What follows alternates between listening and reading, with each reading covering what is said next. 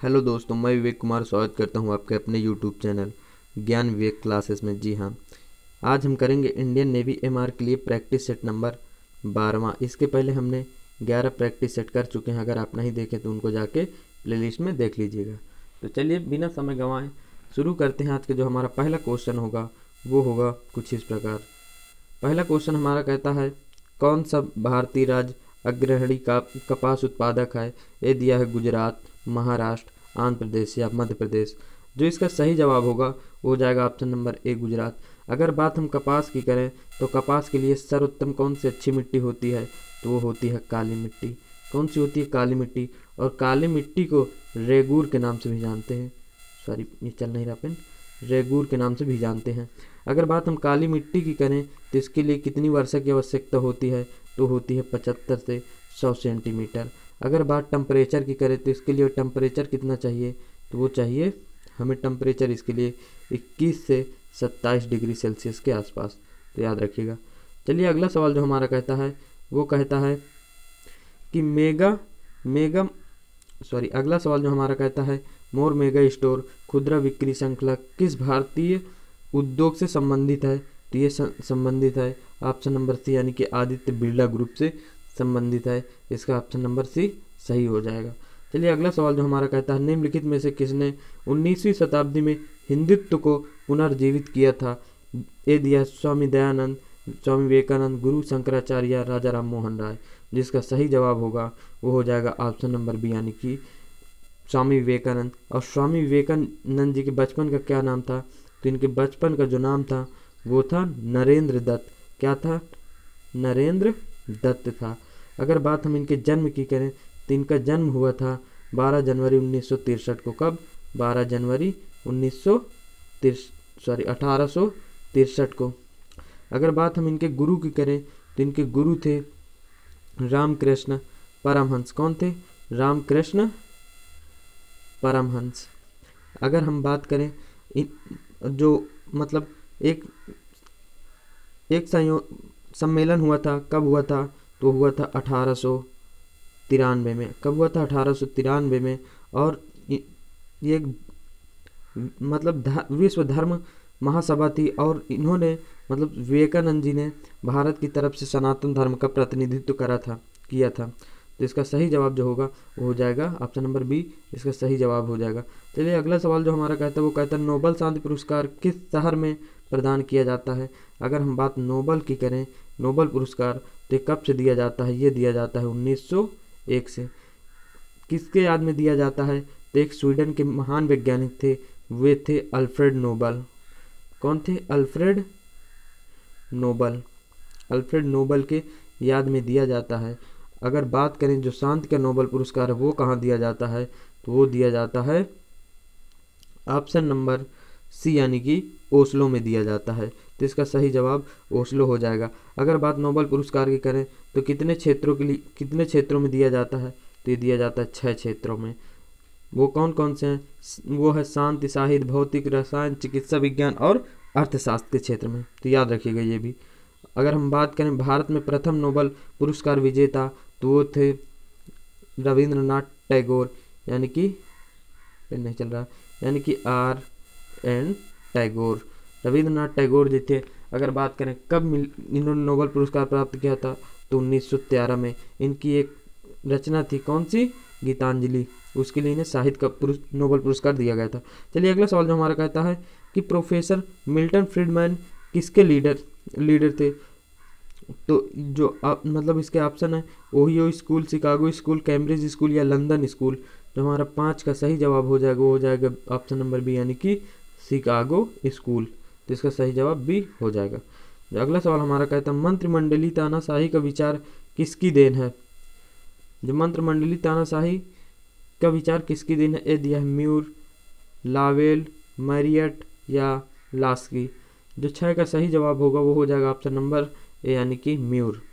चलिए अगला सवाल जो हमारा कहता है, निम्नलिखित में से किस देश में संघीय न्यायालय के न्यायाधीशों का चयन संघीय विधानमंडल के दोनों सदनों द्वारा किया जाता है? ऑप्शन दिया स्विट्जरलैंड, जर्मनी, कनाडा या ए और बी दोनों। तो इसका जो सही जवाब हो जाएगा वो हो जाएगा ऑप्शन नंबर ए यानी कि स्विट्जरलैंड। चलिए अगला सवाल जो हमारा कहता है, अगला सवाल जो कहता है कि यूएसए का राष्ट्रपति उच्चतम न्यायालय यानी कि सुप्रीम कोर्ट के न्यायाधीशों की नियुक्ति किस प्रकार करता है। तो ऑप्शन जो इसके होंगे वो होंगे, एक मिनट, जो इसके ऑप्शन होंगे वो होंगे, ये दिए हैं यहाँ पे, इसके ऑप्शन है, हाँ इसके ऑप्शन मतलब किससे करता है, तो वो करते हैं सीनेट द्वारा। एक प्रक्रिया होती है, जैसे भारत में सीनेट की सहमति से करता है, जैसे भारत में कोलेजियम व्यवस्था होती है, जो राष्ट्रपति न्यायाधीशों की नियुक्ति करते हैं वो करते हैं कोलेजियम व्यवस्था द्वारा। इसी तरह अमेरिका में सीनेट होता है। तो इसका सही जवाब ए हो जाएगा। चलिए अगला सवाल जो हमारा कहता है कि अगला सवाल हमारा कहता है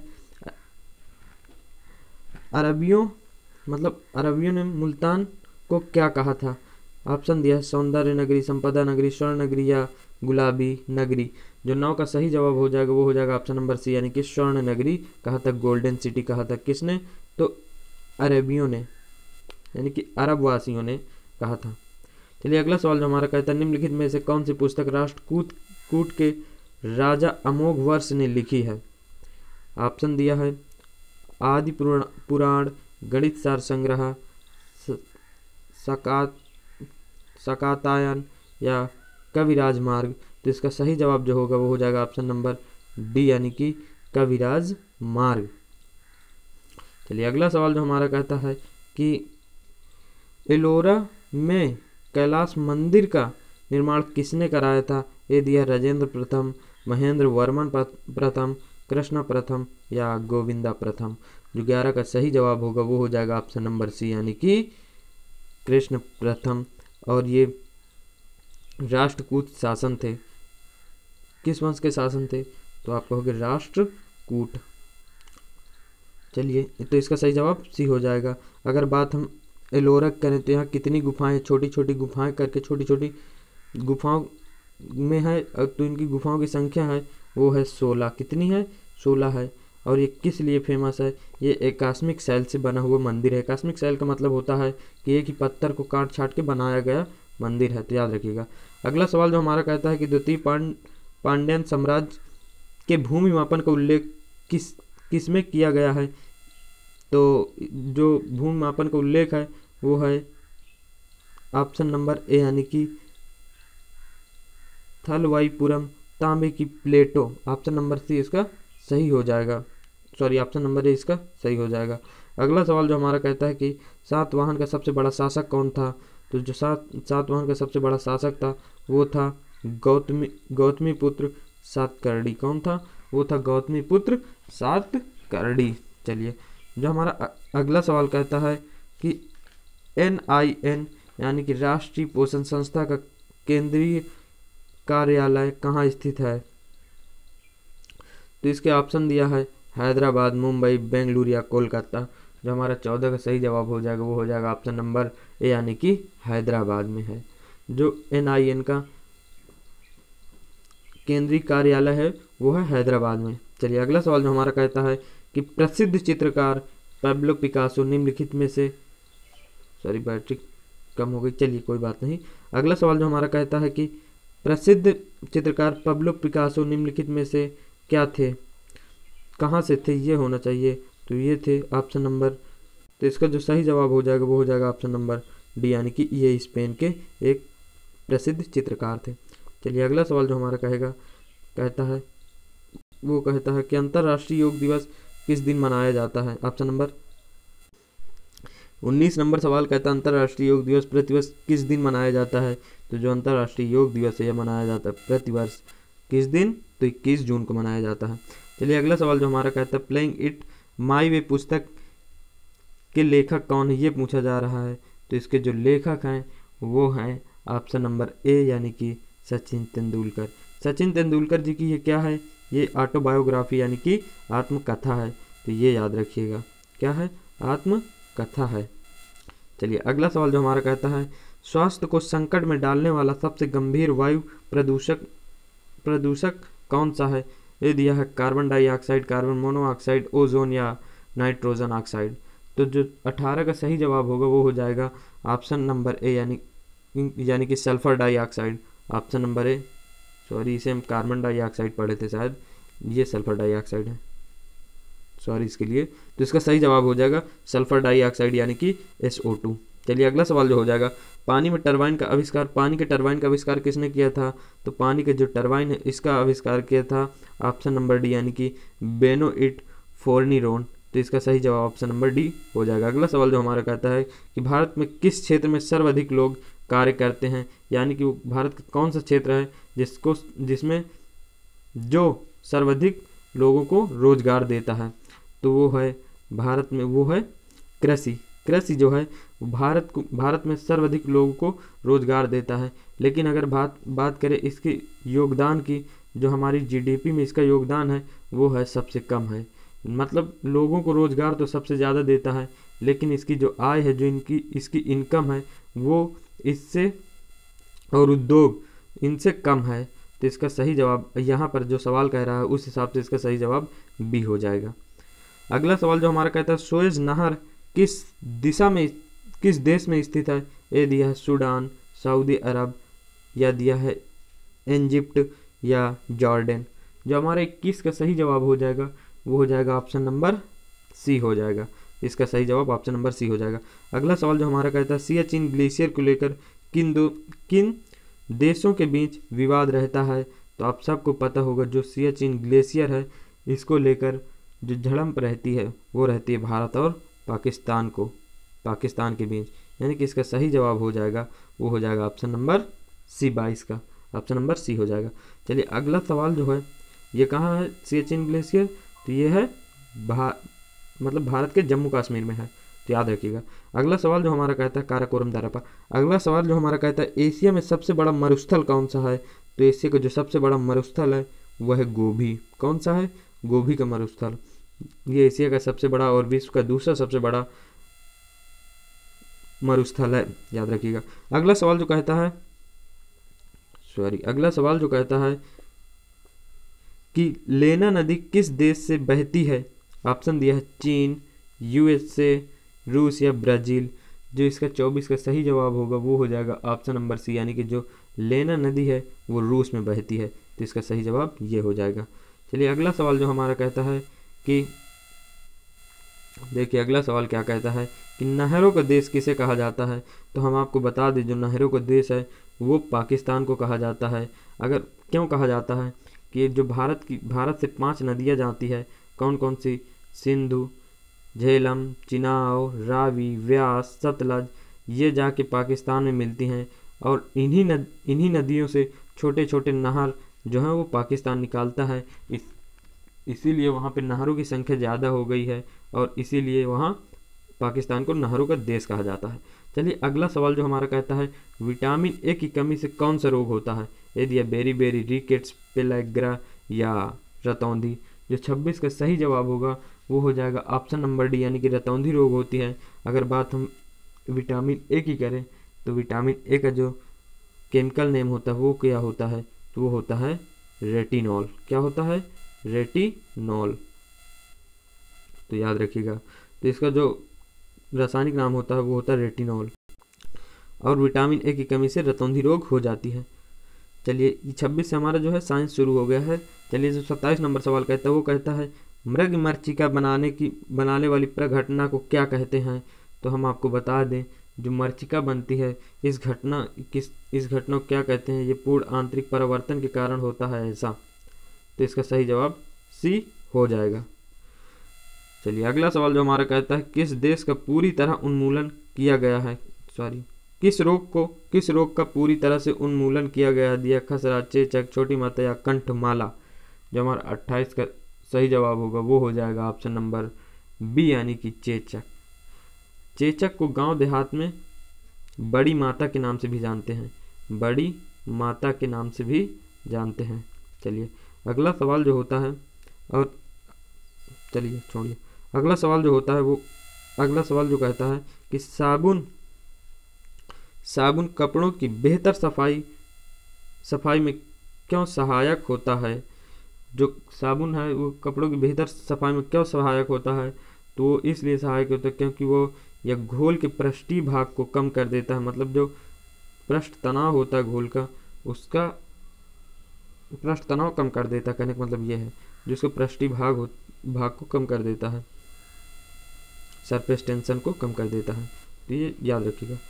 चलिए 30 नंबर सवाल जो हमारा कहता है कि अयस्क के माप उपचार के प्रयोग को किसमें गलाना और पकाना शामिल है। तो जो 30 का हमारा सही जवाब होगा वो हो जाएगा ऑप्शन नंबर बी, यानी कि मेटलर्जी, सॉरी पढ़ नहीं पा रहा था, पायरोमेटलर्जी होता है, इसका सही जवाब हो जाएगा बी, कभी कभी हो जाता है। चलिए अगला सवाल जो हमारा कहता है निम्नलिखित में से क्या न्यूनतम वेग से कांच में संलयन करता है।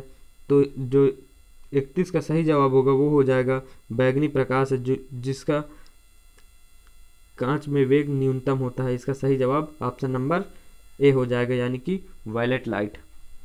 चलिए अगला सवाल जो हमारा कहता है वायु को संतृप्त कब माना जाता है। तो वायु को संतृप्त कब माना जाता है, जब इसमें जल वाष्प का अंश अधिकतम होता है। जब वायु में जल वाष्प का अंश अधिकतम होता है तब इसे संतृप्त माना जाता है। तो इस तरह से इसका सही जवाब डी हो जाएगा।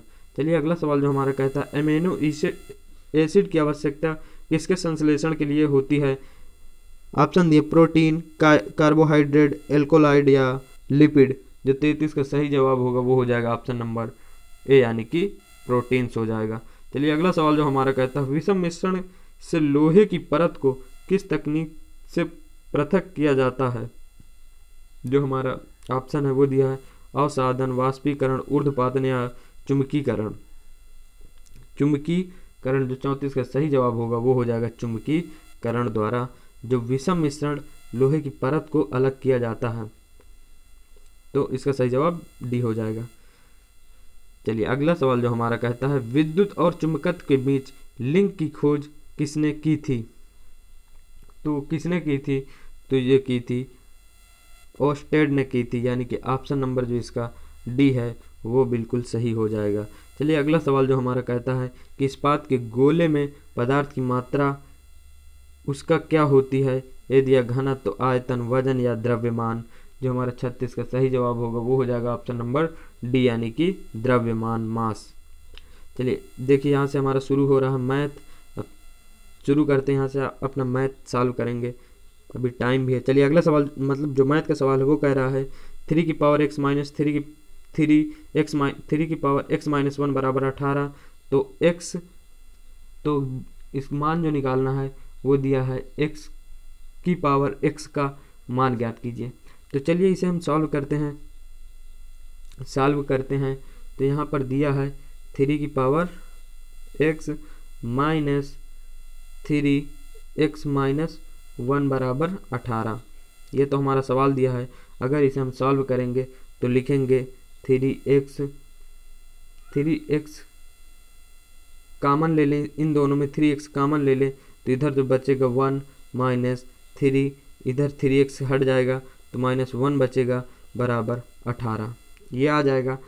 अब अगर ये जो 3 है इसे हम 1/3 लिख सकते हैं क्योंकि इन्वर्स में है, -1 लिखेंगे, इधर है 3x और इधर है 18।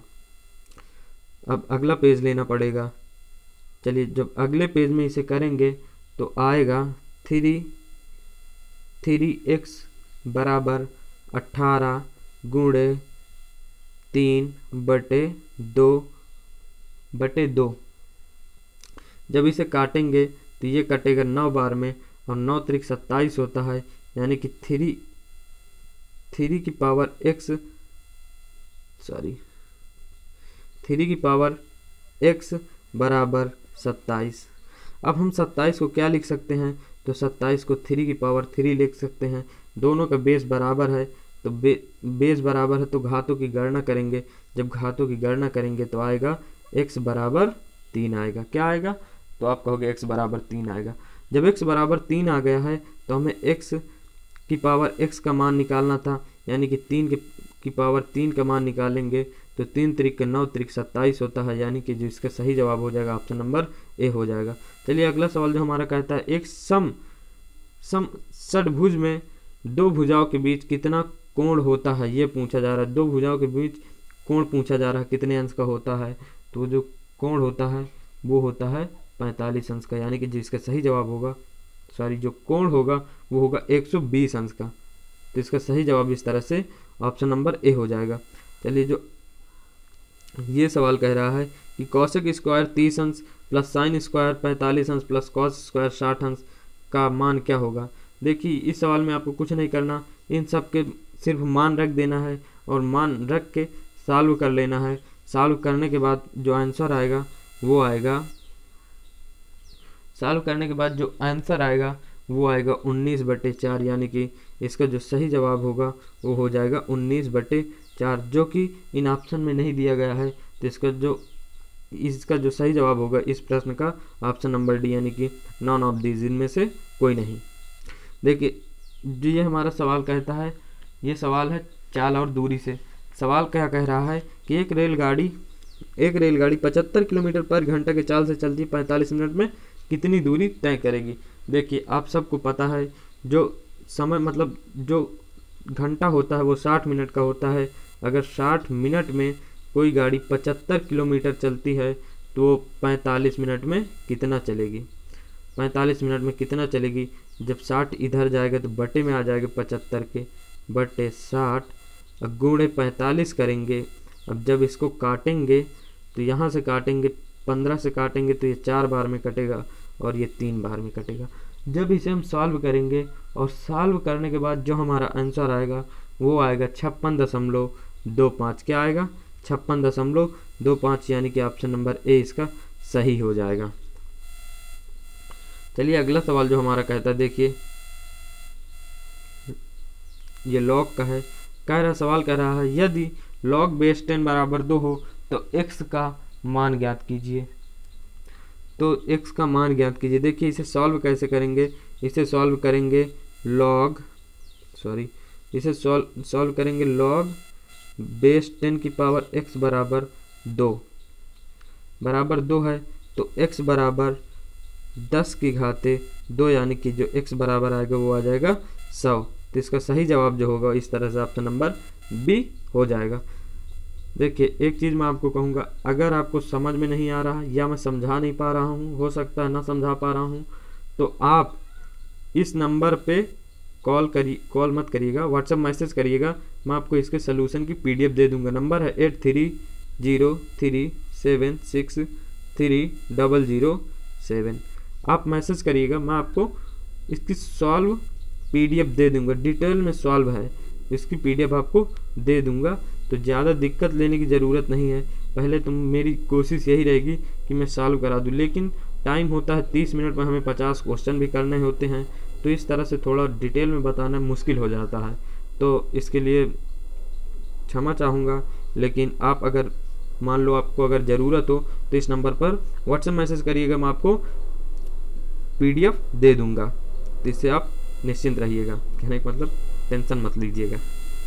चलिए जो हमारा अगला सवाल कहता है 42 नंबर सवाल, देखिए क्या कह रहा है 3 + √5 का वर्गमूल क्या होगा। अगर इसे हम सॉल्व करेंगे तो इसका जो वर्गमूल आएगा वो आएगा ऑप्शन नंबर सी, यानी कि √5/2 + √1/2 इसका सही जवाब हो जाएगा। कैसे आया तो आप मैसेज करिएगा, मैं आपको इसका सलूशन दे दूंगा। थोड़ा लंबा सवाल है तो इसमें बताना मुश्किल हो जाएगा और टाइम भी नहीं है इतना। चलिए देखिए ये सवाल क्या कह रहा है कि श्रेणी को पूरक कीजिए। इसे हम कह सकते हैं कि ये एक तरह से रीजनिंग का सवाल है, लेकिन कोई बात नहीं, ऐसे सवाल आते रहते हैं। देखिए जो ऊपर वाला है कितना 1 से 2 हुआ, 1 से 3 हुआ, यानी कि 2 बढ़ा, आप कहोगे हाँ बढ़ा। फिर 3 से 6 हुआ, यानी कि 3 बढ़ा, तो आप कहोगे जी हाँ बढ़ा। फिर 6 से 4 हुआ, यानी कि 4 बढ़ा, तो आप कहोगे जी हाँ बढ़ा। अब आप देखोगे पहले 2 बढ़ा, फिर 3 बढ़ा, फिर 4 बढ़ा, तो जाहिर सी बात है इस बार कितना बढ़ेगा, 5 बढ़ेगा। अगर 5 बढ़ता है तो 10 में 5 जोड़ेंगे तो कितना आएगा, 15 आएगा। इसी तरह नीचे वाला देखिए, पहले 5 था, फिर 2 बढ़ के 7 हो गया, फिर 4 बढ़ा और हो गया 11, फिर यहाँ पे 8 बढ़ा और हो गया 19, पहले 2 बढ़ा फिर 4 फिर 8, अब जाहिर सी बात है 16 बढ़ेगा, और जब 16 बढ़ेगा तो कितना आएगा, तो आएगा 35, यानी कि ऊपर 15 आएगा और नीचे 35 आ जाएगा। तो इसका सही जवाब हो जाएगा ऑप्शन नंबर सी।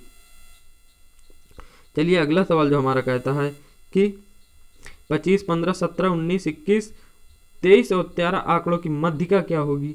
तो इसमें आपको करना कुछ नहीं है, इनके जो मध्यिका निकालना है वो निकालना है। तो उसके निकालने के लिए एक फार्मूला होता है, मध्यिका बराबर होता है n+1/2। तो n जो है वो इनकी संख्या को रिप्रेजेंट करता है। तो इनकी संख्या कितनी है, तो आप कहोगे 7 है। कितनी है, तो आप कहोगे 7 है। चलिए 7 हम रखते हैं। 7 अगर जब हम इसे सॉल्व करेंगे, देखिए 7 है और 1 और बटे 2, यानी कि 7 में 1 जोड़ेंगे 8 और भाग देंगे 2 का, तो आ जाएगा 4। 4 क्या आया, ये आया 4 पद की संख्या आया है। तो चौथा पद कौन सा है, 19 है। तो इसकी जो मध्यिका हो जाएगी वो भी हो जाएगी 19। तो यानी कि इसका जो सही जवाब हो जाएगा ऑप्शन नंबर सी हो जाएगा। चलिए देखिए ये वर्क एंड टाइम के सवाल है। कह रहा ए जो है एक काम को 10 दिन में करता है और बी जो है उसी काम को 15 दिन में करता है। दोनों मिल के करेंगे तो कितने दिन में कार्य को समाप्त कर लेंगे। देखिए कार्य मान लो, हम कार्य कुछ भी मान सकते हैं, लेकिन हम वो मानेंगे जो दोनों से कट जाए। तो चलिए हम कार्य को मान लेते हैं 30 कार्य था। ए जो है 10 दिन में 30 काम करता है, तो एक काम कितने दिन में करेगा, तो आप कहोगे भाई 3 करेगा। 3 करेगा तभी 10 दिन में 30 काम कर पाएगा। जो बी है वो 15 दिन में 30 काम करता है, तो एक दिन में कितना काम करेगा, आप कहोगे 2 काम करेगा। चलिए इस तरह से हम देखें तो एक दिन में जो ए और बी हैं वो कितना काम करें, तो आप कहोगे एक दिन में इन्होंने 5 काम किए दोनों मिलके। भाई 3 ए ने किया और 2 बी ने किया। अगर ए बी एक दिन में 5 काम करते हैं तो 30 काम कितने दिन में करेंगे। तो चलिए इसे हम 5 से भाग दे देते हैं, और जब 5 से भाग देंगे तो कट के आएगा 6 दिन। यानी कि जो ए और बी दोनों मिलके एक साथ काम करेंगे तो वो काम को 6 दिन में ख़त्म कर देंगे। तो इसका सही जवाब आएगा ऑप्शन नंबर ए, यानी कि 6 दिन। चलिए अगला सवाल देखिए, चक्रवृद्धि ब्याज का सवाल है। सवाल क्या कहता है कि मूलधन 3000 रुपये 5% वार्षिक दर से 2 वर्षों का चक्रवृद्धि क्या होगा। देखिए ये सवाल आप फार्मूलेस भी लगा सकते हैं और ऐसे बेसिक भी लगा सकते हैं। चलिए हम बेसिक लगाएंगे, मतलब बिना फार्मूले के लगाएंगे, क्योंकि फार्मूला रटना बहुत मुश्किल हो जाता है। चलिए जो हमारा रेट है, सबसे पहले हम रेट का फ्रैक्शन निकाल लेंगे। फ्रैक्शन का मतलब भिन्न होता है। अगर रेट हमारा दिया है, कितना दिया है 5%। कितना दिया है 5%। अगर 5% है और परसेंट हटेगा तो भाग होगा 100 से। अगर भाग हम करेंगे 100 से तो आ जाएगा 20। अब आपको कुछ नहीं करना है, जो भिन्न का जो हर वाला हिस्सा है उसमें जितना समय दिया हो उससे वर्ग कर दीजिए। ठीक है, कर दिए। तो ये हमारा जो वर्ग करने के बाद बनेगा ये बन जाएगा मूलधन। कितना बना 4000, ये मानी हुई वैल्यू है 4000, और जो हमारा रेट है वो है 1/20। अगर 4 का हम 1/20 निकालेंगे तो कितना आएगा, तो आप कहोगे 20 आएगा। अब फिर दूसरे साल के निकालेंगे तो भी 20 आएगा। अब आप जानते होंगे जो चक्रवृद्धि ब्याज होता है वो हर साल ब्याज का ब्याज भी लगता है, तो 20 का 1/20 निकालेंगे तो आ जाएगा 1 आ जाएगा। इस तरह से ये जो हमारा चक्रवृद्धि ब्याज बन गया, चक्रवृद्धि ब्याज कितना आया 41 रुपया। कितना आया 41 रुपया। जो 4 है ये किसके बराबर है, तो ये है 3000 के बराबर। 4 जो है 3000 के बराबर है 400, तो आप कहोगे 400 जो है वो 3000 के बराबर है, तो 1 कितने के बराबर होगा, तो 1 जो होगा वो 30/4 के बराबर होगा। कितने के बराबर होगा, 30/4 के बराबर होगा। अभी हमें 41 की वैल्यू निकालना है, तो 41 का गुणा करेंगे, और जो गुणा करने के बाद हम काटेंगे, जो काटने के बाद हमारा आंसर आएगा वो आएगा 307.5, यानी कि 307 रुपये 50 पैसा इसका सही जवाब हो जाएगा। तो इसका समझ में आया हो तो अच्छी बात, ना आया हो तो आप बताइएगा, मैं आपको समझा दूंगा। चलिए जो एक ये सवाल कहता है कि एक 760 मीटर लंबी यात्री 1 से 7 सेंटीमीटर यात्री ट्रेन एक 440 मीटर लंबे प्लेटफॉर्म को 40 सेकंड में पार करती है। तदनुसार रेलगाड़ी की चाल कितनी थी। देखिए अगर इसको हम सॉल्व करेंगे तो लिखेंगे 760 प्लस पुल प्लेटफॉर्म की लंबाई बटे इसका जो कितने समय में पार करती है, तो वो करती है 40 सेकंड में। और यहाँ पर जो इसे हम चेंज करेंगे तो 18 बटे, मतलब ये सारे मीटर में दिए हैं और ये सेकंड में दिए गए, इसे अगर किलोमीटर पर घंटा में बनाएंगे तो इससे भाग देंगे। अब इसको भाग देने के बाद जो हमारा आंसर आएगा वो आएगा 108 किलोमीटर। आप सॉल्व कर लीजिए, इसका सही जवाब जो होगा 108 किलोमीटर हो जाएगा। ऑप्शन नंबर सी सही है। 48 नंबर देखिए सवाल क्या कहता है, तीन संख्याओं का औसत जो है 20 है, ये दो संख्याओं का मान 16 और 21 हो तो तीसरी संख्या क्या होगी। देखिए तीन संख्या का औसत 20 है, अगर तीन संख्या 20 है तो इसका मतलब 60 होंगी। अगर इनको हम जोड़ेंगे तो ये हो जाएगा 7 और 37। 7 37 दो संख्या है, अब कुल हमारा 60 है, तो 60 से 37 घटाएंगे, जब 7 से 37 घटाएंगे तो ऑप्शन नंबर है यानी कि 23 आ जाएगा। चलिए अगला सवाल जो कहता है शंकु का आयतन का क्षेत्र शंकु के आयतन का फार्मूला क्या होता है, तो वो होता है 1/3 पाई आर स्क्वायर एच। क्या होता है 1/3 पाई आर स्क्वायर एच, इसका सही जवाब हो जाएगा। चलिए जो हमारा 50 नंबर सवाल कहता है कि एक घर की मरम्मत उसकी लागत का 2% के बराबर खर्च करता है। यदि मरम्मत का खर्च 8,400 रुपये हो तो घर कितने में खरीदा गया होगा, ये पूछा गया। देखिए जब जो 2% की वैल्यू दिया है 8,400, हम क्यों ना मतलब 8,450 दो है, मान लीजिए जो घर होगा उस 100% में खरीदा गया, मान लीजिए 100 रुपये में खरीदा गया होगा, 2 रुपये बराबर इतना है तो 100 रुपये बराबर कितना होगा, तो 100 रुपये बराबर जो होगा वो होगा 42 यानी कि 4,20,000, जिसका सही जवाब हो जाएगा ऑप्शन नंबर बी हो जाएगा।